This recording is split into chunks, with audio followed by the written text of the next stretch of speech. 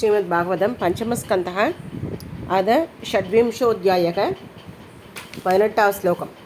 यस्पिकव अशं विभज्यास्नाति यत्किञ्चन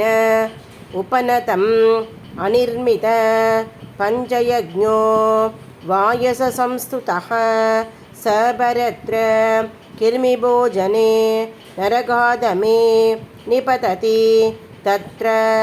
सदसहस्रयोजने कृमिकुण्डे कृमिभूदक स्वयं कृमिभिरेव पक्षमानक कृमिभोजनो यावद्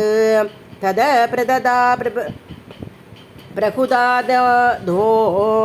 अनिर्वेशम् आत्मानं यादयते यस्मिगवै स्तेयेन बलाद्वा हिरण्यरत्नादीनि ब्राह्मणस्य भा अभगत्रयन्यस्य भा अनापति पुरुषस्तममुद्र राजन् यमपुरुषा अस्मयैरग्निपिण्डैः सन्दंसैस्त्वशि निष्कुशन्ति यस्मिगवा अकम्यां स्त्रियम् अकम्यां वा पुरुषं योषित् अभिगच्छति धावतमुद्रकषया धाडयन् दिक्मया शून्या लोकमय्या पुरुषमालिङ्गयन्ति स्त्रियं च पुरुषरूपया शूर्म्या यस्मिक वै सर्वाभिगमक तममुद्रनिरये वर्तमानं वज्रकण्डक शाल्मलीम् आरोप्य निष्कर्षन्ति येद्विक वैराजन्या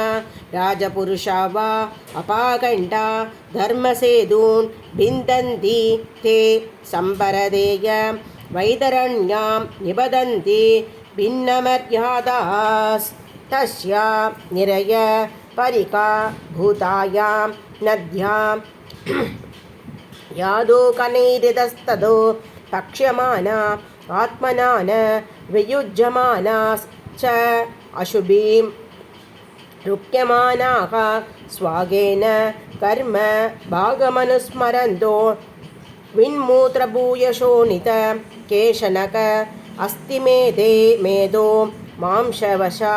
वाकिन्याम् उपतप्यन्ते केद्विक वै वृषलीपतयो नटशौच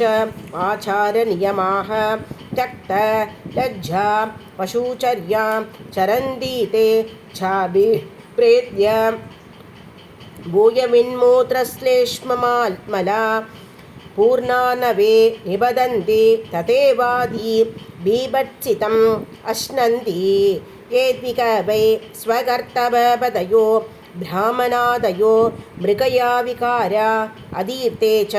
मृगां निघ्नन्ति दानभि शम्बरेदान् लक्ष्यभूतान् यमपुरुषा इषुभिर्विद्यन्ति येद्विक वै ताम्बिका